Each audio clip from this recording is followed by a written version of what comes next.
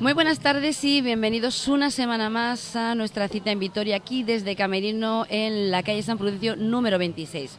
Vuelvo a estar con una invitada que estuvo con nosotros. En aquella ocasión venía como adjunta del Ararteko y estuvimos hablando de un montón de cosas que competía, pero también hablamos de su faceta de luchadora. Hoy, esta semana, viene a hablarnos de algo más crudo, ¿no? No con ello aquello que hablamos la otra vez no fuera tan crudo, pero sí que esto... hablamos de México, hablamos de lo que está ocurriendo allí con las mujeres. Yo antes de nada voy a pasar a dar las gracias por haber aceptado de nuevo nuestra invitación y por estar aquí. Muy buenas tardes, Julia Hernández, adjunta al Ararteko. Rachaldeón, Patricia, ¿qué tal? Bien, ¿no? ¿Te veo bien? O sea que... bien. Muy bien. Vamos a decir una cosa. Yo ya lo dije en aquella primera entrevista. A Julia y a mí nos une una amistad. Así que vamos a hacer una entrevista no tan formal. Dentro de lo que es la seriedad de lo que vamos a hablar, pero sí una entrevista más de tú a tú. Así que yo lo primero que quiero es preguntarle... ¿Fuiste a México? Cuéntame un poquito cómo se empieza a gestionar todo y por qué, sobre todo, vas a México, porque perteneces a un grupo. Bueno, vamos a México porque el Ararteko pertenece a la Federación Iberoamericana de Ombudsman, que es la FIO, y cada año se organiza en un país de los distintos que componen la FIO. Entonces, este año la reunión era en México DF, en Distrito Federal, y bueno, pues vamos allí, ¿no? Fui yo en este caso y tengo que decir de antemano que en la FIO existen distintas redes y una de ellas es la red de mujeres, de defensoras de los derechos de las mujeres y menores, fundamentalmente. Entonces, bueno, a mí sí me ocurrió, hablando con Íñigo, que la verdad él siempre está prestado a todo este tipo de la posibilidad primero de ir a Juárez. Esa posibilidad era complicada porque al final parecía que la única que tenía más disposición por días y demás era yo. Entonces, bueno, pues intentamos darle una vuelta, ya que no podíamos ir, ¿qué podíamos hacer, no? Porque sí que nos interesaba desde la red de mujeres de conocer cuál es la realidad actualmente de Ciudad Juárez, ¿no?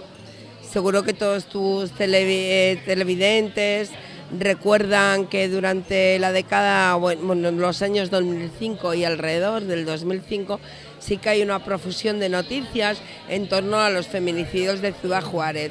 Y sí que la internacional sí se implica y demás, pero en los últimos años, bueno, pues hay si no un silencio, menos difusión internacional, ¿no? De la comunidad internacional sobre el tema. Y queríamos conocer. Entonces surge poder hacer alguna cita y alguna reunión con alguna de las mujeres de Ciudad Juárez, con alguna de las madres, y bueno, así empezamos a funcionar un poco. Hablamos de feminicidios. Sí que es cierto que hubo una época en la que más se hablaba, porque parece que no, pero a veces, desgraciadamente, las cosas están de moda, pero ahora no se habla. ¿Esto qué quiere decir? ¿Que han bajado o que sigue la cosa estando como entonces? A ver, no han bajado. En la reunión que tuvimos con Norma, que luego yo te contaré quién es, ella hablaba de 75 desapariciones hasta abril de este año. O sea, que no han bajado. Simplemente, bueno, me imagino que las noticias del día a día, lo que no es noticia novedosa ya no es noticia, es la noticia de ayer. Eso es. Entonces, bueno, el silencio parece que no ocurre, ¿no? Si no se habla de las historias no ocurren. Pero sí que siguen existiendo desapariciones de mujeres y niñas, fundamentalmente. Es curioso, pero fíjate, hablamos de un avance, ¿no? Un avance en el tema de que las mujeres, los derechos de las mujeres, nunca se habla de los derechos del hombre, se conoce que ya los tienen adquiridos de nacimiento. Hablamos de siempre es la mujer, estamos en un mundo de hombres. ¿Qué es lo que está pasando? Pero desde tiempos ancestrales, ¿no? Porque siempre es la mujer, la esclavitud, la trata de blanca, siempre es la mujer la que es violada. ¿Qué ocurre? ¿Qué es lo que está pasando? ¿Qué es lo que Permíteme que haga esta expresión y si no me reconoce y me rectificas. Quizás no hagamos nada mal y lo hacen ellos mal, ¿no? Pero ¿quién hace algo mal en esta sociedad hoy en día para que no haya cambiado absolutamente nada y sean las mujeres las víctimas de los hombres? Yo creo que tiene que ver con la cultura que arrastramos. Evidentemente las víctimas son las que menos hacen o las que menos cosas malas hacen. Y en este caso las víctimas son mujeres.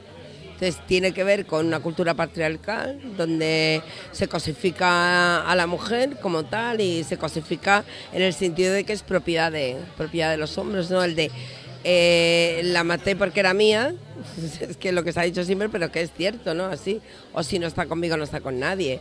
Con lo cual se le quita a las mujeres derechos que tiene como personas o se le minimiza como personas, con lo cual todo vale, lo que se haga con ellas, ¿no? Es propiedad del Señor. Fíjate, hay muchas culturas todavía, lo muy avanzada del siglo XXI, donde tú pierdes tu apellido de soltera, o sea, el apellido que te han dado tus padres, para ser la señora de. O sea, eso es un título de propiedad, ser señora de, como el mueble de, o la casa de, ¿no? Al final es un título de propiedad. Tiene que ver con eso, con esa cultura patriarcal, donde la mujer se cosifica, donde la mujer pues carece de derechos. Entonces, cuando tú reivindicas tus derechos y cuando eres capaz de ponerte enfrente y decir hasta aquí llego y ya no voy más allá, entonces se producen las agresiones al género femenino como género, más se produce como género, ¿no? Y eso es lo grave, hay que decir, ¿quién tiene la culpa de eso? Toda una cultura que estamos arrastrando detrás. Fíjate, estabas hablando del tema de los apellidos, es curioso, pero por ejemplo en Francia existe solo un apellido, que es el que verdaderamente prevalece, que es el del padre, ¿no? El de la mujer desaparece para convertirse en Madame D. En el caso de mis padres, mi madre pasó a ser Madame Medjidi y yo era Patricia Medjidi, ¿no? Medjidi, que se dice allí. Por eso yo aquí reivindico los dos. Por eso yo siempre aquí soy Patricia Medjidi, juez. Porque creo que el apellido de mi madre es tan importante como el de mi padre, quizás más, ¿no? En Portugal, por ejemplo, es al revés. En Portugal prevalece el de la madre porque se supone que de la madre, si se es hijo del padre, queda aquella como mera anécdota. Pero volvemos a este tema. Esto es como algo... Quería hacer una puntualización que a veces pensamos en países como muy desarrollados a la hora de la libertad de las mujeres y en cambio una cosa tan simple como un apellido que es parte de tu identidad se pierde. Volvemos a México. Cuéntame, ¿qué es lo primero que te impacta cuando llegas a aquella ciudad? Porque tú vas, no olvidemos, no de turista, vas a trabajar y vas en un tema concreto. Hombre, primero lo que me impacta cuando vamos del aeropuerto al hotel es la inmensidad de la ciudad, ¿no? O sea, es una ciudad con 23 millones de habitantes, que es la mitad casi de lo que tiene el Estado español. Y luego te impacta, ves como las montañas que rodean México, DF, cómo suben las casas, ¿no? Cómo van serpenteando y van subiendo y adueñándose de ese espacio medioambiental. Claro, son casas, te puedes imaginar, ¿no? Tipo favelas o similares. Eso ya te impacta, ¿no? Es decir, ¿cómo tú puedes controlar una ciudad tan inmensa? Controlar o ofrecer a los ciudadanos una calidad de vida digna en semejante ciudad. Bueno, luego ya llegamos y luego lo siguiente aquello fue reuniones de trabajo que teníamos nosotras, porque hablamos este año, cada año en la red de mujeres elegimos un tema y este año era la representación política de las mujeres. Entonces, bueno, nosotros que estuvimos trabajando en ese taller y al día siguiente tuvimos una reunión que yo contacté a través de un amigo mío, de Javier Juárez, de que desde aquí le agradezco un montón todas las gestiones que hizo. Él nos dijo que había unas mujeres de Ciudad Juárez, unas madres, que se estaban manifestando en México DF en una huelga de hambre, pues exigiendo o pidiendo que les recibiera el presidente de los Estados Unidos mexicanos, con Peña Nieto. Y bueno, pues yo a través de él y a través de Carla, que seguro que muchos de tus televidentes sabrán que Carla es una abogada que llevó en su momento ante la Corte Iberoamericana de Derechos Humanos un tema que se conoce como el del campo algodonero, que es donde aparecen 5 cadáveres de mujeres, entre ellos de una niña de 10 años, y ella consigue al final, bueno, que haya una sentencia condenatoria al Estado de México. Pues a través de ellos dos, yo conseguí contactar con Norma. Norma es una madre de Ciudad Juárez, y después se llama Norma Andrade, y monta una asociación que se llama Nuestras Hijas de Regreso a Casa, ¿no? Entonces quedamos con ella y a mí me impactó Norma en sí misma, ¿no? Quedar con ella yo creo que ha sido una experiencia vital y una experiencia dura. Norma, su hija Alejandra, con 18 años desaparece cuando vuelve a trabajar, cuando sale de trabajar, y a partir de ahí no saben nada de ella. Se mueven a ver si, pues Norma, te puedes imaginar, ¿no? Las primeras 24 horas con la policía, con sus amigos, y no saben nada absolutamente de ella. Y aparece 6 días más tarde, muy cerca del lugar de trabajo, asesinada y con múltiples violaciones, ¿no? Según la autopsia, además, Alex no falleció el día que fue raptada, sino que, bueno, pues había fallecido 24 horas de ser encontrada. Con lo cual te da una idea del terror que pudo sufrir Alex mientras estaba secuestrada por sus raptores, ¿no? A partir de ahí comienza otra lucha para Norma. Y a mí me impacta mucho de Norma la serenidad con lo que lo cuenta. Y cómo impide que las lágrimas, porque claro, ya según va contando la historia de su vivencia en todo esto, de su exigencia de justicia para su hija, es que no olvida ningún detalle, porque cada detalle, cada hora a Norma se le han quedado grabados en su alma y en su cuerpo. Entonces es un relato que no va para atrás y para adelante, sino es totalmente continuo.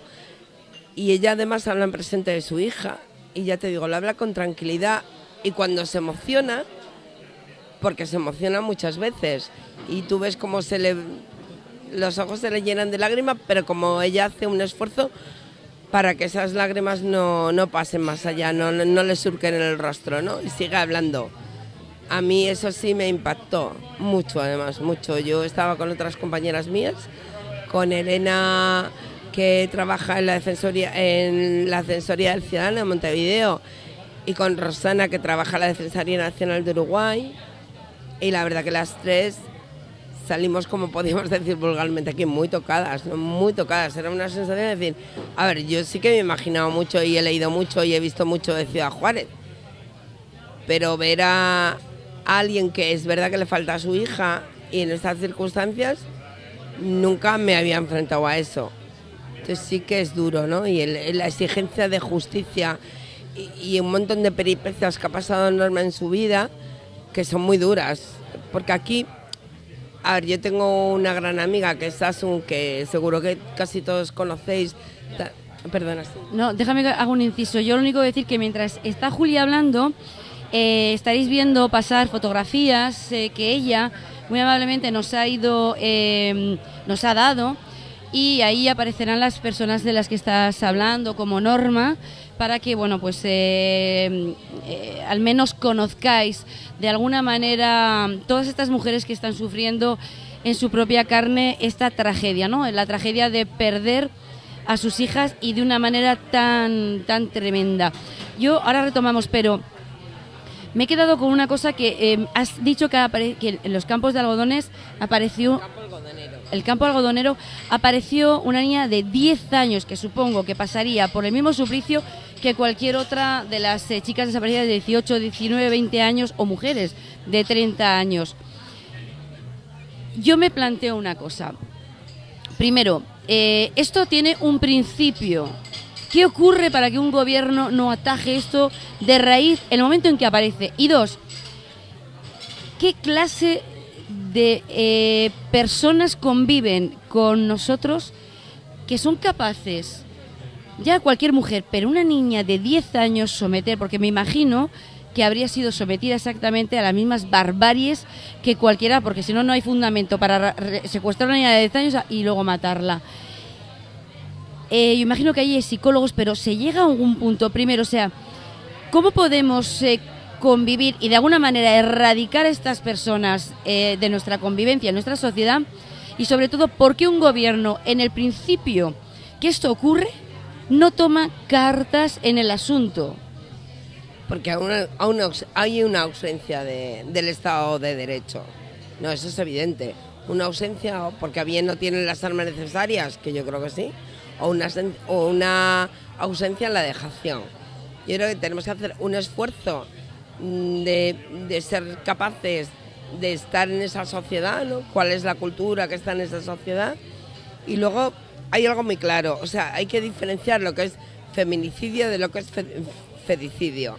Cuando hablamos de feticidio, que es muy homólogo a homicidio, pero se refiere a crímenes donde la asesinada es mujer y posiblemente es por un motivo de odio y demás, y cuando hablamos de feminicidio, ahí Marcela Legarde, que es una feminista, una antropóloga mexicana, en el año 94, partiendo de las teorías de Roussel y demás, dio un paso más allá, ¿no? Y habla de feminicidio como esos crímenes contra las mujeres, donde además hay un conjunto de delitos tipificados, pero sí que hay una ausencia del estado de bienestar, o del estado de derecho, perdón, del estado de derecho, donde o bien investiga o bien deja de castigar esos crímenes que se producen contra las mujeres. Yo creo que es el caso sobre todo de Ciudad Juárez. Hay alguna película muy ilustrativa.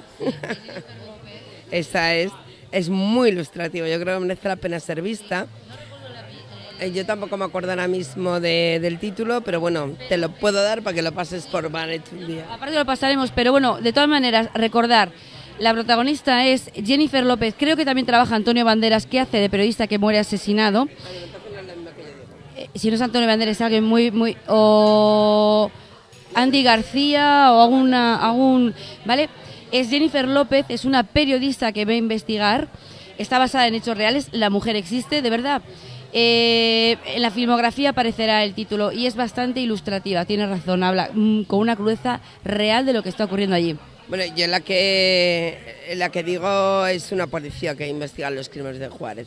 Claro, ellas, con las muchas maneras que hablas, y al final es verdad que la teoría es que no hay solamente un tipo de asesino, sino que hay varios tipos de asesino, ¿no? El asesino en serie posiblemente, el asesino simplemente por violencia de género que actúa pues un día sin más, y luego tiene que ver también con los cárteles que actúan en México, ¿no? Que eso tampoco lo podemos, bueno, pues estamos asistiendo ahora mismo a todo el tema de los chicos estos de la normal que desaparecieron en Iguala, que eran 43 chavales que estaban estudiando para ser maestros, y de pronto desaparecen, ¿no? De un pueblo y donde, bueno, que es del estado de Guerreros, donde hay varios cárteles que se están jugando el terreno de otro cártel que desapareció. Y claro, ahí lo que ves es que están implicados policías, están implicados el ejército, en fin, hay un montón de implicaciones, incluso de políticos. De hecho, tanto el alcalde de ese pueblo como su mujer están en paradero desconocido, se ha huido de la justicia. Y se cree que posiblemente los chicos, porque ahora sí que está investigando la fiscalía, porque se encontraron varias fosas, pero no correspondían a los niños, a los chicos estos, pero las últimas informaciones que tienen parece ser que sí, que algún testigo ha manifestado como ellos aquella noche llevaron a un número importante de personas hasta un sitio cercano y bueno, pues los ejecutaron. Estos chicos había que recordar que habían sido detenidos por la policía del pueblo y habían sido encerrados en el calabozo, ¿no? Y de pronto desaparecen del calabozo. Entonces, claro, en un país donde el grado de violencia es tal y la corrupción es tal que nunca saben dónde están los buenos y dónde están los malos, pues es muy complicado luchar contra esto.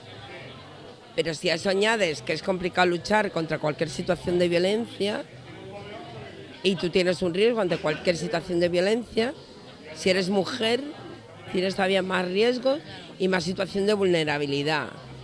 Entonces, ¿cómo se soluciona eso? Evidentemente con una implicación seria del Estado. Lo que es curioso que México, que fue un referente en su momento, sí, yo creo que todos recordaremos que México es el gran país de destino de muchos compatriotas nuestros cuando acaba la guerra civil, ¿no? Al igual que Argentina, y ha sido un referente en la protección de derechos humanos, ¿no? ¿Cómo se llega a esta situación? Pues es muy difícil de saber por qué. Posiblemente tiene que ver con la educación, ¿no? Con un sistema donde, bueno, pues la mujer, si una vida humana vale poco, la vida de la mujer vale menos poco. O sea, que tiene que ver con eso. Podríamos decir que la situación que vive México, no vamos a decir todo el país, pero sí varias regiones, ¿no? Entre ellas, no olvidemos la más famosa, Juárez. Podríamos decir que es un caso ya perdido. Aquí tendría que meterse a nivel de derechos humanos otras naciones, no lo sé, implicaciones más directas que obligasen a un gobierno mexicano a tomar cartas en el asunto, porque ellos no son capaces, son incapaces, y porque lo que tú dices, ¿no? ¿Dónde vas si no sabes quién es el corrupto dentro de la misma política, dentro de la misma policía, dentro de un ejército? Yo creo que hay dos cosas aquí fundamentales. Yo creo que cualquier país sí es capaz de, ¿no? Es decir, nosotros hemos sido capaces de muchas cosas. Entonces, me niego a pensar que en otros sitios no vayan a ser capaces de. Pero yo creo que hay dos cuestiones primarias o que se tienen que dar en primer lugar. Primero, tanto lo que aquí denominamos cuerpos y fuerzas de seguridad del Estado tienen que estar bien pagados. O sea, no podemos pensar que un policía mal pagado no caiga en casos de corrupción de un dinero fácil. Un caso de corrupción fácil, es decir, me llevo dinero, está bien, pero implicarme en violaciones, en secuestros de mujeres o ejecuciones de 40 y tantos niños que están estudiando para maestros, hay una diferencia, ¿eh? Pero es porque al final lo que sucumben es al poder del cártel, que es el que tiene el dinero, ¿no? Es verdad que la comunidad internacional sí puede hacer algo en cuanto a los cárteles. Lo hizo Estados Unidos en su momento, luchar contra la droga y demás, que venía además de México. Y sí que hizo una labor ahí importante. Pero además de eso, tú necesitas tener unos sueldos bien pagados, hacer toda una pedagogía a tus cargos públicos, no puede valer cualquiera a cualquier precio. Y luego, sobre todo, invertir mucho en educación, que no nace de la noche a la mañana, es decir, el respeto hacia la mujer, y que un chico de 16 años vea a una chica de 16 años de igual a igual, eso tiene todo un trabajo anterior. Si nuestros niños no han salido sabiendo, pero sí que han salido de toda una cultura de respeto de los derechos humanos, ¿no? Que nos ha costado mucho y que tampoco estamos viendo al final. Hay veces que yo me desespero mucho cuando los datos de violencia de género en este país siguen siendo tan abrumados o tan abrumadores. Y cuando sabes que hay chicos y chicas de 18 años que se ven envueltos en ese tipo de conductas, ¿no? Pero bueno, todo lo que hemos trabajado, tengo esperanza que sirva para algo. Y ahí es donde hay que invertir, en el respeto de que la persona humana tiene los mismos derechos, sea hombre o mujer, y nadie es propiedad de nadie. Eso es muy a largo plazo, es verdad, pero es lo que te va a dar una garantía de éxito a largo plazo, y además un éxito que se va a ver perpetuado en el tiempo. Junto a eso, bueno, para las políticas de erradicación, las políticas de investigación. O sea, por ejemplo, no puede ser que la Corte Iberoamericana le reconozca el derecho de indemnización de México a lo del campo Golden y todavía no se haya pagado. Eso no puede ser. O que en el caso de Alex, la hija de Norma, tengan localizado a uno de los agresores, a uno de los asesinos, que está huido y que no han sido capaces, o todavía no se ha pedido la extradición, y que Norma siga peleándose porque hay tres perfiles genéticos pues más o menos reconocidos o investigados, y que bueno, pues no tengan nombres y apellidos. Eso es lo que no puede ser. Yo lo que te decía antes, con el caso de Asun Casasola, que es de Irún, seguro que conoces a Asun, que Nagore, su hija, fue asesinada en unas fiestas en los Sanfermines. Eso es Lafayette. Hombre, yo sé que Asun seguramente hubiera deseado que lo hubieran penado más, pero yo creo que ella en cierta manera sí que se ha visto respaldada por el Estado de Derecho, ¿no? El fiscal incluso en el día del juicio hizo una intervención magnífica, a mi parecer fue magnífica. Y bueno, las acusaciones particulares tanto del Ayuntamiento de Irún como de las Juntas Generales Guipuzcoana, como del Ayuntamiento de Pamplona, que decir, al final están las instituciones. Tú sí sabes dónde están los malos y dónde están los buenos. Y cosa que allí no existe, ¿no? ¿Dónde están los buenos? ¿Dónde están los malos? Si te detiene una patrulla de la policía, vas a acabar donde tienes que acabar. A mí Norma nos contaba un caso de una niña de 17 años que le intentan violar y la chica se defiende y demás y bueno, pues se la reyerta con una navaja, mata a uno de los agresores. Ella huye desnuda, además va desnuda, la para una patrulla de la policía y en vez de llevarla al hospital, que hubiera cualquier protocolo aquí, te llevan al hospital directamente, la llevan a una comisaría y la que acaba detenida por un homicidio es la niña esta de 17 años, cuando era víctima de una violación, ¿no? Entonces, cosas como muy terribles, que tú crees que para ti es... A ver, tú crees que lo que pasa en tu país es muy grave, pero también es impensable que ocurran ese tipo de cosas. Se me estaba acabando el tiempo. Yo quería hacer unas puntualizaciones. Primero, bueno, puntualizaciones no porque está, pero yo, para mí, a mí lo que me extraña con todo lo que me estás contando es que a Norma todavía, te lo cuente, no haya desaparecido. Porque tal y como está la situación allí, o sea, yo te estaba oyendo hablar y decía, esta mujer valor tiene, porque es que lo lógico es, como dirían vulgarmente, cualquier persona en una película es quitarla de en medio, ¿no?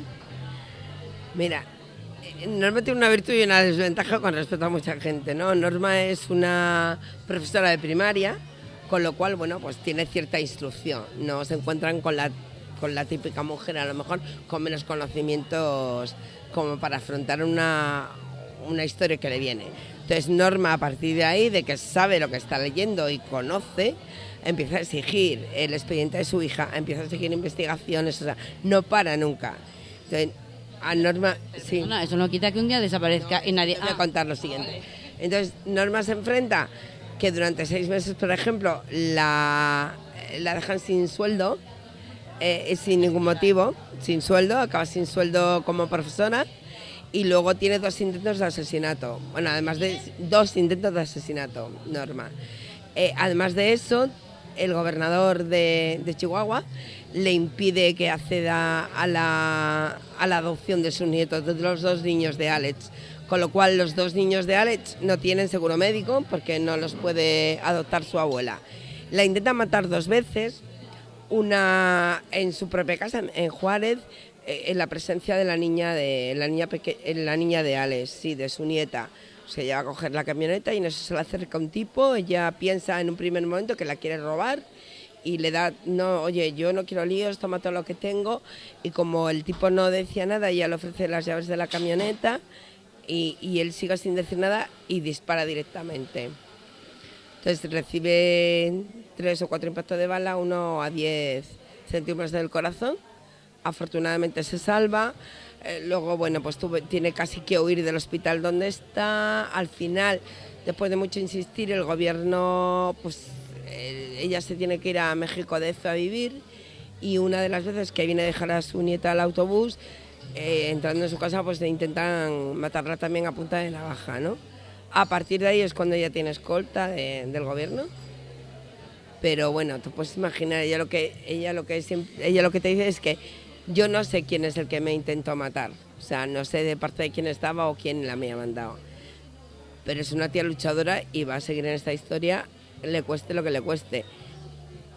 Hombre, ella perder la vida yo creo que ahora no le gustaría. Es decir, tiene a dos nietos que dependen de ella, que le han pasado muy mal, porque ver cómo matan a tu madre y cómo intentan matar a tu abuela no es nada fácil.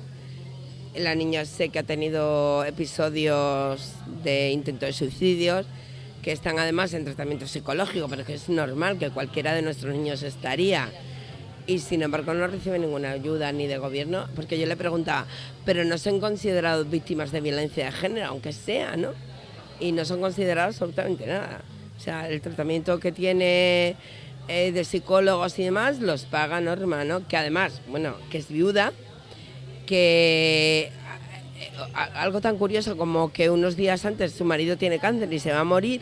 Ella había pedido que le pasaran el informe de Alex y la requieren para que vaya a recogerlo. Entonces ella le dice al oficial que viene que no puede ir, que su marido se está muriendo y que no va a ir, que no lo puede dejar solo. Como ella no se presenta a recoger un expediente, el día del velatorio de su marido vienen 2 agentes y la detienen y pasa 6 horas en el calabozo. O sea, cosas tan kafkianas y tan demenciales como esas, ¿no? Que claro, eso te pone un poco diciendo, esto no puede ser, es que... Pues ya se me ha acabado el tiempo, pero te voy a hacer una última pregunta y solamente me respondes escuetamente. Yo quiero dejar una pregunta hecha, que yo sé que me está mi compañero escuchando a través del sonido, yo la dejo hecha. Ella ha hablado hace un momento de estos jóvenes nuestros, de nuestro país, en el que parece que si no me maltrata, no me pega, no me quiere, con 16 años, algo estamos haciendo mal. Me gustaría saber su opinión, ¿dónde está esa fisura a la hora de educar a nuestros jóvenes, ¿no? Porque si yo llevo un escote, si mi pareja no me dice nada es porque no me quiere y me tiene que sacudir o obligarme a ir con un cuello alto en agosto. Me gustaría que mi compañero Urchi recogiera esa pregunta y ella contestara. Y ahora en el pase de página, no vayáis para atrás en el vídeo para ver la foto de Norma, porque mientras hacemos este pase de página, vamos a poner la foto de Norma para que veáis quién es esta mujer, ¿no? Todo lo que está pasando, darle cara a una madre, a una abuela, con 2 intentos de asesinato, con una serie de barbaridades, y ahí está, ¿no? Un referente para cualquier mujer que luche. Y la pregunta que yo quiero hacerte, con esto termino, ¿qué sería Julia si no pudiera luchar por los derechos? Pues no sería yo, ¿no? Sería, no sé, es que tampoco me lo he planteado. Es decir, yo, donde esté, creo que sí lo voy a seguir haciendo. Esté en una ONG, esté en Cáritas, donde esté, ¿no?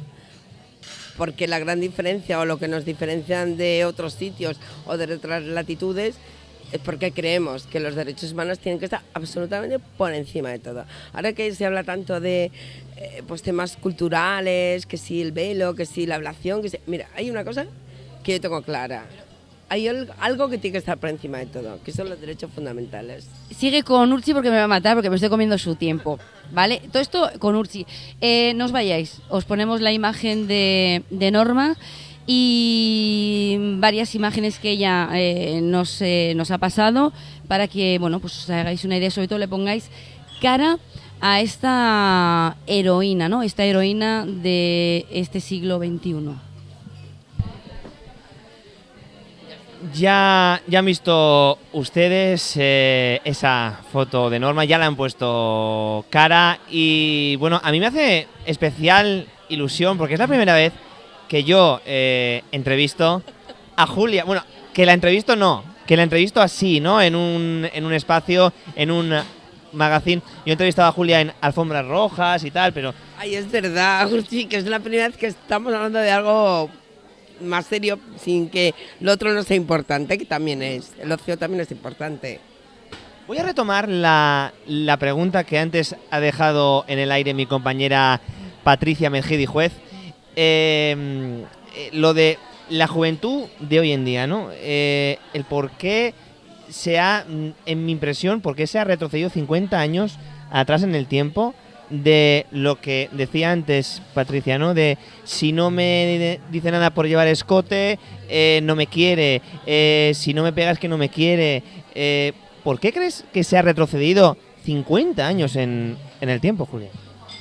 Yo creo, soy muy pesada con este tema de la educación, pero es que de verdad que creo que es donde está el verdadero problema. Es verdad que los chicos y chicas se educan, además de en el colegio, en casa. Y en casa posiblemente no tengamos ni todo el tiempo, ni toda la calidad tampoco muchas veces. Pero los recortes en educación siempre van al sitio más débil, ¿no? El sitio más débil es pues esa asignatura que a mí me parecía fantástica, que era educación para la ciudadanía. Entonces se recorta, yo creo que al albor de la crisis, pero detrás hay otros motivos que además, no sé, a mí no me parecen acertados. Cuando tú estás educando ahí o tienes un espacio en las clases para hablar de derechos humanos, para hablar de igualdad, para hablar de dignidad, para hablar de respeto, es que incluso los propios padres hemos perdido también hablar de respeto. Anda por ahí un vídeo de una argentina, de una psicóloga argentina que está dando una conferencia que es fantástico, ¿no? Sobre los hijos. Los hijos y la relación con los padres, ¿no? A ver, y yo me puedo llevar muy bien con mi hijo, que yo creo que de hecho me llevo muy bien, que si estuviera aquí, y vosotros lo conocéis, tengo una relación cordial con él, pero no puedo perder de vista que yo soy su madre, que no soy su coleguilla. Entonces, la que ahora ya es mayor, pero antes cuando era más pequeño, quien tiene que poner los límites en casa soy yo, me guste o no me guste. Claro, que a veces queremos ser unos padres guay, entonces no ponemos límites, nos da igual la hora que venga, o creemos que así somos mejores padres. Pero yo creo que hay, y la familia también es un sitio adecuado para hablar de estas cosas, para hablar de respeto, para hablar de dignidad, para hablar de igualdad. Entonces, claro, si tú en tu casa das unas señales de que, bueno, que quien vale es el que lleva los pantalones en casa, es el marido. Entonces, claro, luego trabajar para deconstruir ese estereotipo es muy complicado. Entonces, bueno, es todo una labor de pedagogía de padres y de escuela. ¿Crees que la televisión y los medios de comunicación ayudan a esto, a que o fomentan todo este atraso en los 50 años estos que yo te he comentado antes? ¿Crees que los medios de comunicación favorecen esto con ciertos programas de televisión? La televisión es muy importante porque al final es un transmisor de valores muy importante, porque nuestros hijos están muchas horas delante de la tele, pero también estaban antes. Quiero decir que la invención de la tele no es de ahora. A mí me parece más peligroso fomentar la escasez de valores. No tanto dar una muestra de cómo se presupone que tienen que ser los hombres y mujeres, sino, no sé, hay algunos programas que todos conocemos donde se gana mucho dinero de gente, con todos mis respetos, que el esfuerzo en su vida, el esfuerzo por superarse, el esfuerzo por tener una carrera, el esfuerzo por tener unos conocimientos, ha sido bastante escaso. Y se le está pagando mucho más que a nuestros chicos y chicas que se han pasado muchos años estudiando y se tienen que terminar yendo a Londres a trabajar de barman por siendo mileurista. A mí me preocupa más eso, porque estás dando una muestra de la cultura del braguetazo, entre comillas, lo de braguetazo, que es lo que vale, que cualquier cosa vale, con tal de tener dinero, con tal de no sé qué. Eso sí me preocupa. Y, por ejemplo, sí que me preocupa en espacios de menores que tenían que ser terriblemente protegidos. No solamente ya no hay espacios de niños. O sea, yo me acuerdo cuando yo era pequeña o más pequeña. Más pequeña. O de mis hermanos. Y yo me acuerdo que en casa estaba lo de Barrio Sésamo, lo de un globo, dos globos, tres globos, que parece una bobada, pero que sí a los chicos le va quedando eso, ¿no? Pero eso lo tienen que hacer televisiones generalistas, no una televisión privada. Yo creo que no corresponde a una televisión pública o una televisión generalista donde cualquiera tenga acceso. Entonces, eso todo se ha perdido. Ya no hay espacios infantiles juveniles y además los espacios que hay en horario infantil no respetan nada, o sea, dan una transmisión. Yo veo algún programa por ahí de vez en cuando para hacer zapping, para poder hablar de estas cosas, que sí, para luego poder hablar y poder criticarlo, donde se pasan el día chillándose y diciéndose de todo menos bonito. Eso me parece muy grave. Sí, porque, bueno, y luego, ¿qué decir? Esto lo vamos a decir por alto, la moda que crean en la manera de vestir sobre todo en las chicas, sobre todo sí, en las chicas y lo que enseñan, ¿no? De un chico no es chico o no liga si no pasa previamente por un gimnasio o por una serie de cosas, ¿no? Es que al final se valoran otras cosas más que la inteligencia y más que el saber hablar y más que el saber estar. Yo creo que tus televidentes, que no son nada tontos, sino muy inteligentes, sabemos de qué estamos hablando. Yo reconozco que lo he visto un par de veces, que estaba enferma y de pronto estaba viendo otra cosa y me pareció este programa. Es que no me lo puedo, como dicen por ahí, de creer. No puede ser normal esto que estoy viendo, pero sí, es normal. Digo, es normal en la franja horaria, está bastante normal. A mí me parece escandaloso. Sí, bueno, eso es una cosa que deberían de poner, el gobierno debería de poner algo, ¿no? Es que estamos hablando también de límites. Parece que los límites no se pueden poner, pues ¿por qué no? El Código Penal en sí mismo es un límite. A ver, yo me acuerdo cuando estudiaba Derecho Penal que decía, ¿tú robarías un banco? Sí, ¿y si no te fueran a coger? ¿Lo robarías? Esa es la gran pregunta. Con lo cual, el derecho penal pone límites. ¿Por qué no me vas a poner el resto? Límites a muchas cosas. Límite a qué queremos que se emita en televisión. Límites a unos... Yo no digo que todo el mundo tenga que ser rubio, alto y con ojos azules, no. Pero sí que creo que casi todo el mundo tendría que tener unos valores y que no vale cualquier cosa a cualquier precio. Bueno, ustedes pensarán que estamos hablando de los programas de televisión. No estamos hablando de los programas de televisión, sino que lo que los programas de televisión hacen en esta sociedad, el daño, digámoslo así, que hacen en una sociedad. Si yo te diría, Julia, ¿dónde está la Alhambra? Tú me sabrías contestar perfectamente, ¿no? Sí, me parece que todavía estaba en Granada.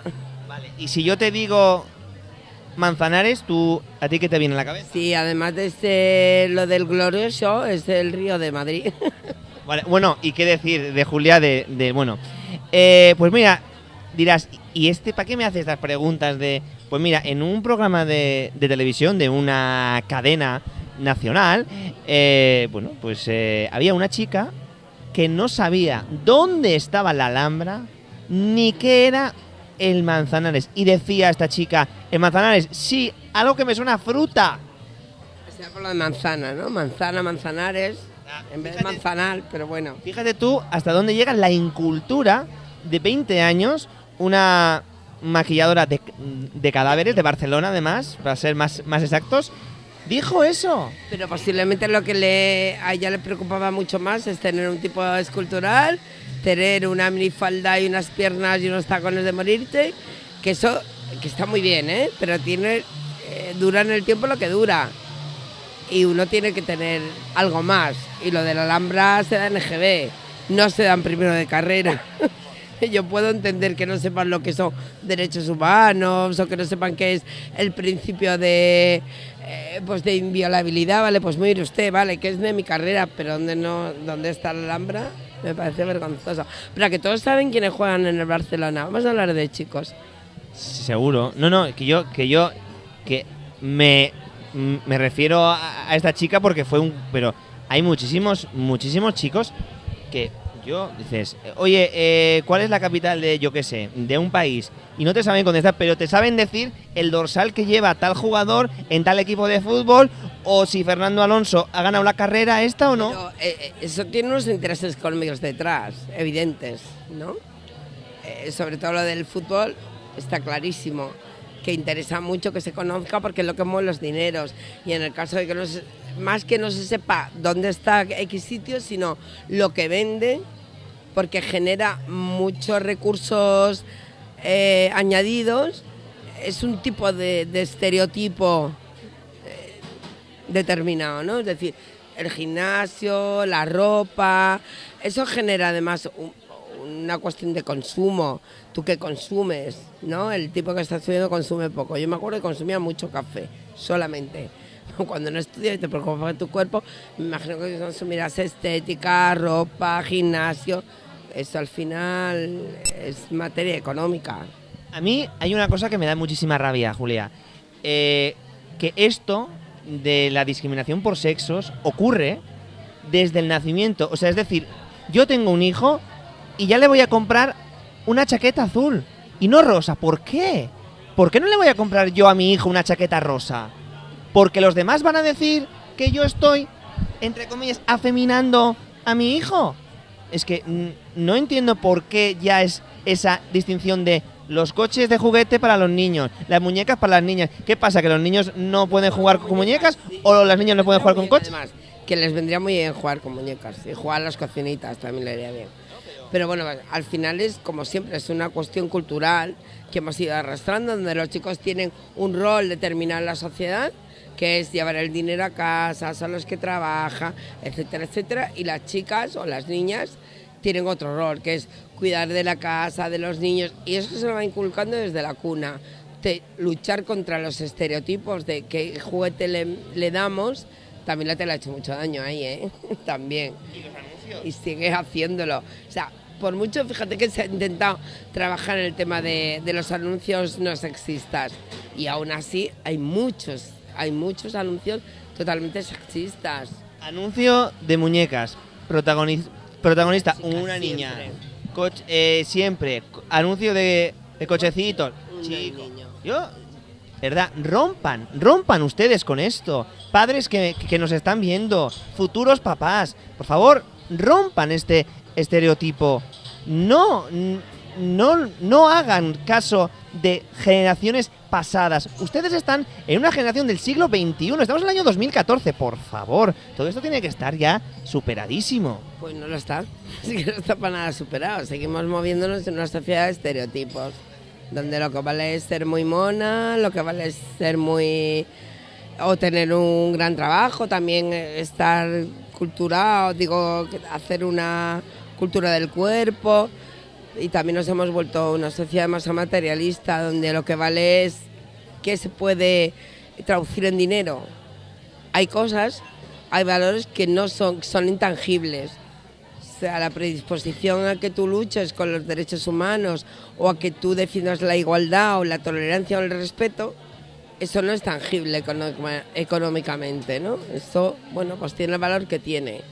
Sin embargo, todo aquello que sí se puede traducir en dinero es lo que vale. Mira, un ejemplo, yo me acuerdo cuando empecé a ejercer, pues la consulta de un abogado, bueno, pues es cara como todo, ¿no?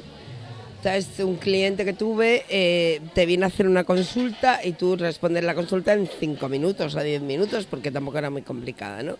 Y claro, tu pretensión es pasar la factura. Claro, y te dice, además me dice, ¿cómo? ¿Pero me vas a cobrar por algo que tú has tardado 5 minutos en resolverme? Yo he tardado 5 minutos porque antes he invertido 7 años de mi vida. Pero tú cuando estás dando conocimientos, eso no es tangible, con lo cual tiene un valor que tiene. Sin embargo, va al fontanero, con todo mi respeto a los fontaneros, pero como sí que le está dando algo tangible, que es el cambio del grifo o el cambio de la lavadora que le tenía enloquecido, le pidas lo que le pidas, solamente en desplazamiento es tan caro como media hora de abogado. Entonces dices, el tema radica en eso, en aquellos bienes que son tangibles o intangibles. Entonces esa sociedad se mueve así, aquello que tiene precio en el mercado o aquello que no tiene precio, aquello que te valora además de una forma exterior o aquello, bueno, que no te valora o no te valora exteriormente. Bueno, desde la transición hasta el año 2014, a partir del año 1975, se han hecho muchos avances por los derechos de la mujer, pero creo, Julia, que aún queda mucho por hacer, ¿no? Desafortunadamente, sí, a mí me gustaría decir que no, que sí que hemos hecho mucho, desde aquellos anuncios de los años 40-50 donde aparecía una señora que lo único que hacía era llevar las zapatillas al marido y que lo que tenías que hacer era ser buena esposa, hasta hoy en día, pues la verdad que sí que hemos avanzado, pero es verdad que nos queda un techo de cristal y yo decía el otro día que no puede ser posible o que es extraño que en un sitio donde la inmensa mayoría de los universitarios sean mujeres, donde la inmensa mayoría de los que dan clases sean mujeres, tengamos pocas decanas y mucho menos rectoras. Ahí es algo que es por lo que tenemos que seguir peleando, ¿no? Que por la representación de las mujeres verdaderamente en los sitios donde se ejecuta el poder y donde está el poder, ¿no? Lo que llamamos el techo de cristal. No podemos estar sosteniendo la mitad del cielo y no poseer la mitad de la tierra. ¿Has visto alguna diferencia entre los derechos de la mujer en México cuando tú has estado y con los de España? ¿Qué diferencias hay? Porque, bueno, esa cara dice mucho de decir, hay muchísima diferencia. Muchísimas. Yo le decía a tu compañera Patricia, si la vida humana en México vale poco, en la vida de la mujer vale todavía mucho menos. O sea, está en símbolo negativo. Evidentemente, nosotros sí que tenemos una norma que nos protege y tenemos un Estado, por eso la diferencia que decíamos antes de feminicidio, ¿no? Cuando el feminicidio es la ausencia de un poder de Estado de Derecho que proteja y que además condena a los culpables de asesinatos con mujeres. Aquí en este caso, en un gobierno en un Estado como este, esto no se da. ¿Que nos queda mucho por hacer? Evidentemente, claro que sí. Pero tenemos que seguir ejerciendo con el tema de pedagogía, tal. No nos queda mucho que hacer en Código Penal porque yo creo que está muy cubierto y creo que está bien. Bueno, yo tengo mis diferencias con el Código Penal, pero bueno, tenemos herramientas, ¿no? Lo que pasa es que al final con todo este tipo de recortes, no solamente en educación que decía antes, sino por ejemplo también se han cerrado muchos centros de acogida de mujeres, o tipo Instituto de la Mujer como de Macunde en algunas comunidades autónomas ha cerrado, y eso también impide que se sigan haciendo políticas positivas de discriminación positiva sobre ese tema. Que parece que están cerrados como aquí ya que somos todos iguales y esto es el país de jauja, ¿no? El país de... Y no es verdad, aquí queda mucho por hacer. Entonces recortando, tienes la sensación de que se recorta siempre en las situaciones de vulnerabilidad de las mujeres, y eso es lo grave, que no deberíamos de permitir que se recortara ahí. Igual se puede recortar en otras cosas, ¿no? Igual en gasto de defensa, no lo sé, porque yo estadista no soy, me dedico a los derechos humanos y fundamentalmente de mujeres y menores, y ahí no llego, pero creo que posiblemente se pudiera recortar en otras cosas, no en eso. Bueno, dame un ejemplo, Julia, de eso, cuando yo te he preguntado lo de hay diferencias, me has dicho, dime algunas diferencias que tú has notado, Julia. A ver, yo creo que el que me conoce sabe que de miedosa tengo muy poco. Es que creo que soy no valiente, pero igual como decía un alcalde mío, con un punto de inconsciencia, ¿no? Yo aquí no me da miedo viajar en taxi, por ejemplo taxi, a la hora que sea. Y yo, sin embargo, en México me he cuidado muy mucho de ir yo sola absolutamente a ningún sitio, porque sí que sentía el riesgo que corría de ser mujer y de que además se me viera con pinta de turista, en fin, que podía ser víctima de cualquier tipo de agresión. Y cuando estás oyendo todo lo que estás oyendo, de que si se ha raptado de los raptos express estos que hay y demás, y sabes que tienes un riesgo, si aquí eres consciente de que siempre tienen más riesgo que los chicos, allí tienen mucho más. Entonces dices, bueno, es que yo aquí estoy totalmente desprotegida. Y sobre todo es porque no sé a quién acudir. Allí ante una situación de agresión a tu integridad o de agresión a tus derechos. No sabes, si sabes, tú aquí irías a la Archaina, ¿no? Sí. Y allí también, pero siempre tienes la duda de si son los que verdaderamente te van a proteger. Bueno, de verdad, es una cosa eso de lo que tú has dicho, de no poder ir, por ejemplo, en un taxi, o sea, una mujer sola a determinadas horas de la noche. ¿Tú pasaste miedo en algún momento allí, Julia? Más que miedo, porque bueno, tampoco tuve muchos días para pasar miedo, y cuando he ido a una excursión que tuvimos, pues fui en la excursión organizada y demás. Sí que me sentía, en cierta forma, pues bueno, pues un poco vigilada y que todo el mundo estaba pendiente a ver un poco de lo que hacíamos, ¿no? Eso sí, lo he sentido. Pero bueno, me parece que yo siempre soy muy optimista y como siempre he pensado que a mí no me va a pasar nada o que no me iba a pasar nada allí, ¿no? Y me parecía mucho más importante estar con Norma y que nos contara de primera mano pues lo que ella había vivido y cómo se sentía y que te cuente cómo todavía existen 85 cráneos sin identificar en Ciudad Juárez, en fin, ese tipo de cosas que además el compromiso era poder volverlo a transferir o a transmitir a la sociedad donde tú vas de destino, de tu origen, pues para que la gente vea que esto sigue ocurriendo. Eso me parecía más importante que tampoco, a ver, que yo tengo una embajada que sé que va a responder por mí. Bueno, dentro de lo que cabe creo que estoy mucho más amparada que ellas. Y yo al final estoy 3 días, luego me vengo, no me quedo. Entonces, claro, a ver, la lucha por los derechos humanos aquí te implica muchas cosas. Y te implica no perder tiempo, pero sí dar mucho tiempo del que tienes, entrar en temas que a lo mejor no a todo el mundo le gusta y demás, pero nunca tienes la sensación de que por defender una causa que tú consideras justa, tienes un riesgo, ya no solo sobre tu integridad física, sino incluso sobre tu propia vida. Eso aquí es impensable, es que nadie lo tenemos. En otro momento de esta historia igual sí, o igual no, sí. Pero ahora mismo dices, bueno, yo creo que una cuestión es justa y me dedico a denunciarla y podré tener muchos ataques en prensa. Podré tener, bueno, lo que se os pueda ocurrir. pero sé que no corro riesgo de integridad física, no corro ningún riesgo de que se vayan a meter contigo. Esa es la gran diferencia.